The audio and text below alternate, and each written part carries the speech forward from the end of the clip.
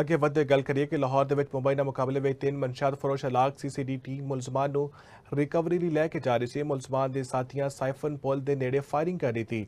ਤਿੰਨੋਂ ਮੁਲਜ਼ਮ ਆਪਣੇ ਸਾਥੀਆਂ ਦੀ ਫਾਇਰਿੰਗ ਨਾਲ ਮਾਰੇ ਗਏ। ਤਰਜਮਾਨ ਸੀਸੀਡੀ ਦਾ ਕਹਿਣਾ ਹੈ ਕਿ ਪੰਜਾਬ ਦੇ ਵਿੱਚ ਮਨਸ਼ਿਆਤ ਫਰੋਸ਼ੀ ਨਹੀਂ ਹੋ ਰਹੀ।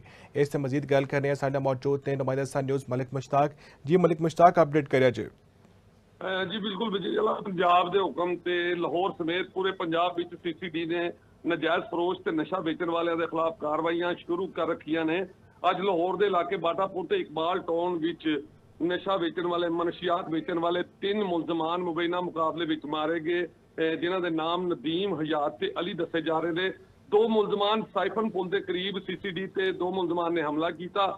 साइफन पुल के उत्ते 2 मुलजमान मारे गए जबकि हयात नामी मुलजम इकबाल टाउन पुलिस की हिरासत दे विच सी जिहड़ा रिकवरी वास्ते पुलिस सीसीडी नूं लैके जा रहा सी कि रस्ते विच ओहदे अपने साथियों ने अपने साथी नूं छुड़ाउण वास्ते पुलिस ते फायरिंग की ते हयात भी मौके ते मारिया गया। साथियों की फायरिंग तो बाद मुलजम नूं ते नहीं छुड़ा सके लेकिन अपने ही साथी नूं उड़वाउण तो बाद बाकी लोग उत्थों नस गए। तिन्हां लाशां नूं पुलिस ते जिहड़ा है ओह मुर्दा खाने मलिक मुश्ताक बहुत शुक्रिया अपडेट करने लई। तरजमान